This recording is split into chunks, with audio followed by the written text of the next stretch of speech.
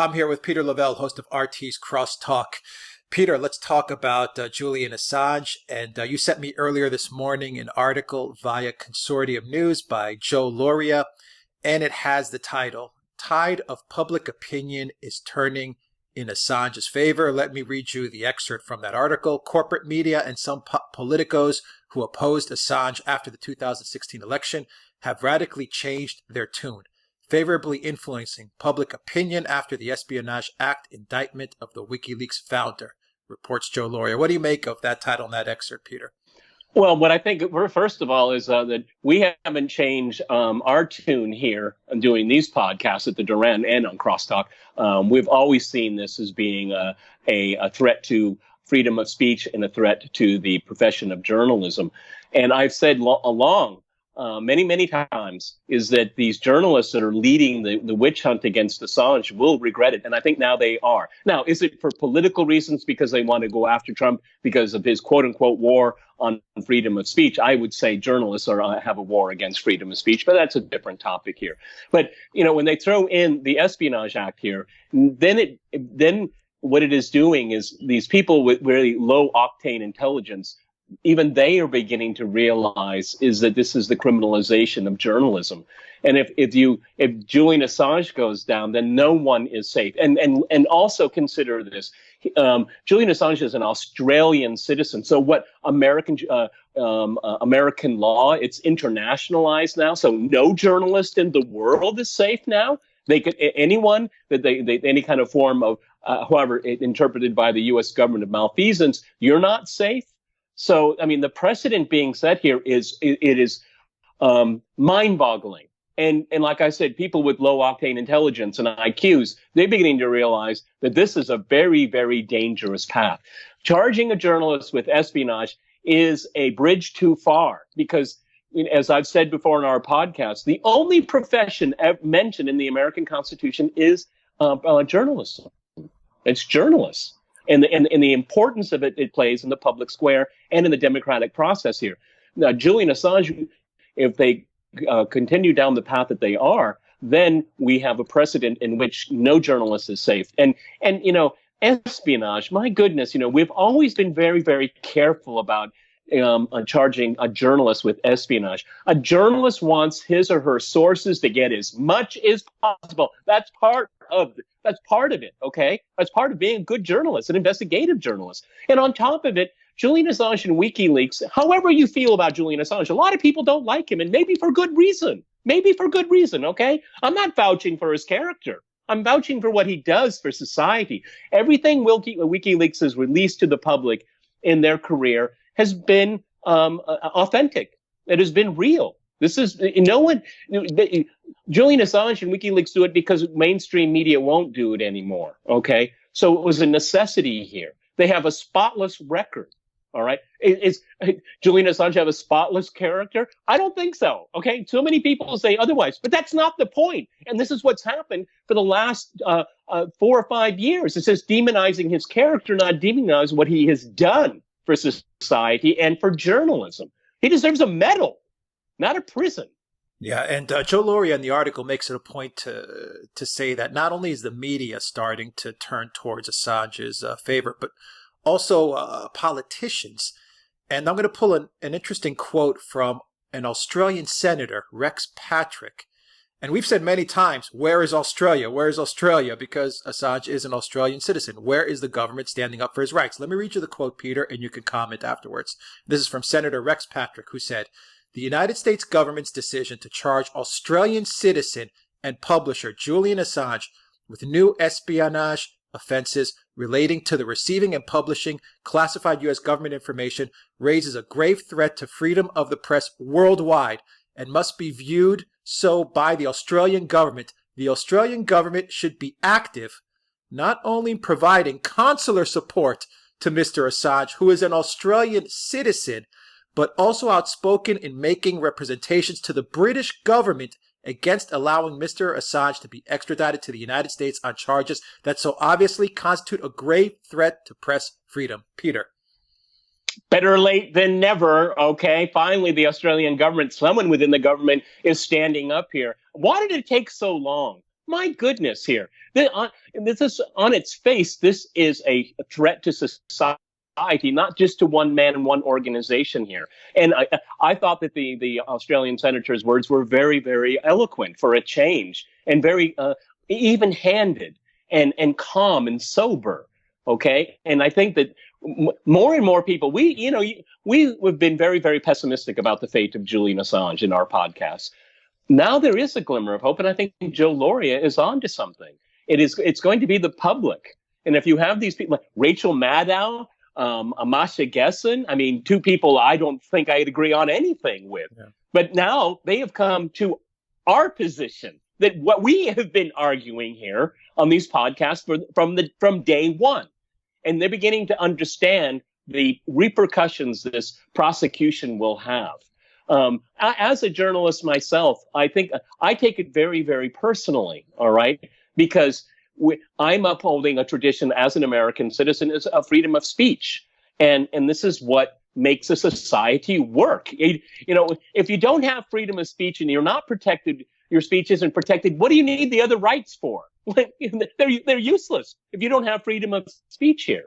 And particularly using the Espionage Act here, that is just going down a very, very dangerous path. Now, if you want to say Rachel Maddow and Masha Gessen and all the rest of them want to go down this path because it's an anti-Trump position, fine, I don't care. Because that's a political issue, okay? I'm talking about a moral, legal issue here.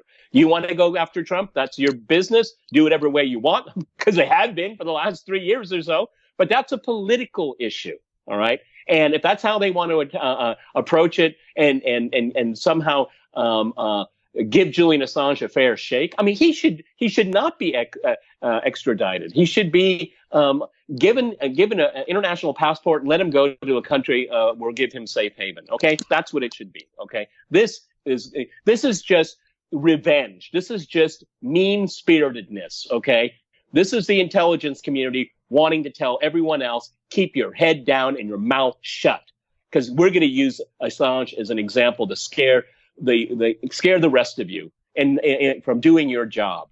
This is such a critical issue in the world today, right now. And I have to say, Rachel Maddow, Masha Gessen, thank you for standing up for the right thing that we've been saying from day one. Yeah, but Peter, can't you say that Rachel Maddow, it's because of her and her demonization of Trump, yeah, of Assange, because of Trump, the hatred for Trump led her to demonize Assange, that we've gotten to this point. I mean, it's kind of, I mean, she's backtracking now, but she's the reason that we're here, or one of the reasons. And Masha Gessen is one of the reasons Masha why we're Gessen here too. And okay, Chris Hayes and Cuomo and all these guys. But what we need to do, see, I remember when the Mueller report came out, and you and Alexander Mercouris and I, we talked about it ad nauseum. But one of the things that I find very troubling, well, first of all, we never thought there was any kind of collusion. There was never any evidence. Okay, but one thing that has been sewn into the narrative is that there's a connection between Julian Assange and Russia. And this is what Rachel Maddow did in spades, okay? We still do not know that at all, okay? Why don't we have people have a grand jury and find out what people really know, or what the connection is? Because there hasn't been. If there was collusion, you don't need WikiLeaks, okay? Because their premise all along is that the Trump people are in collusion with the Russians. Well, if you're in collusion with the Russians, you don't need WikiLeaks or Julian Assange. That's common sense.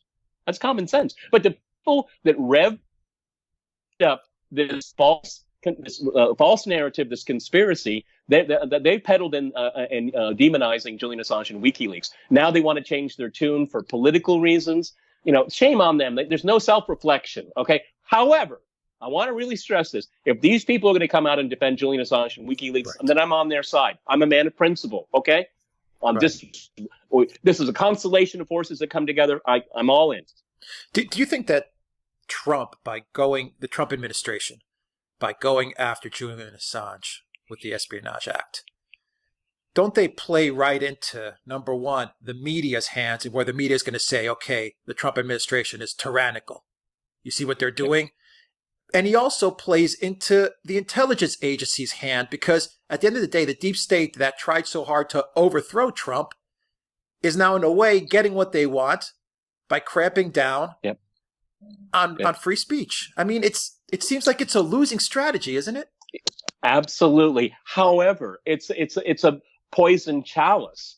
If Trump does anything in support of Julian Assange and WikiLeaks, all it does is it revs up the fake conspiracy theory again. He's got the wind to his back. He's got a pretty good economy. You know, he's in campaign mode. I mean, given historical precedent, I mean, he's an incumbent with a reasonably good economy. He hasn't broken his word and started a new war. He sees victory.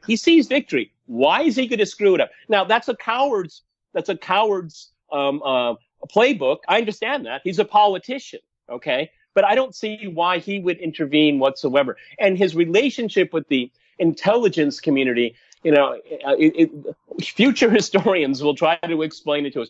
Look, maybe something's going to happen when we get subpoenas for Clapper and Brennan and Comey. Maybe we'll get something, how they manufactured this and wove it into the narrative that might give Julian Assange a little bit of a break. I don't know if that's going to happen. At this point, I don't think it will happen. But we do have that document dump coming up pretty soon.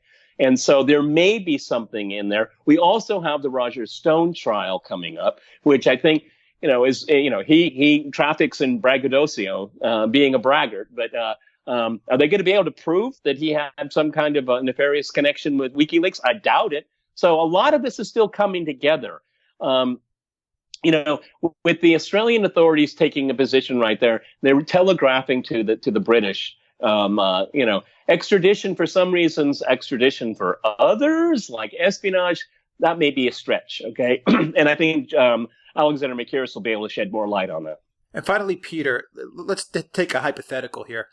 Say that Trump does decide to intervene, and in one way or another, let's say saves Assange from this fate one way or another, but he intervenes.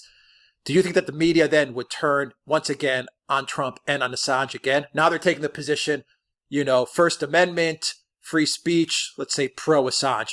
If Trump says, okay, you guys are right, let's not go after Assange, I'm for free speech, I'm for First Amendment. Do you think they would then turn on Trump there? Because it seems like it's a no-win.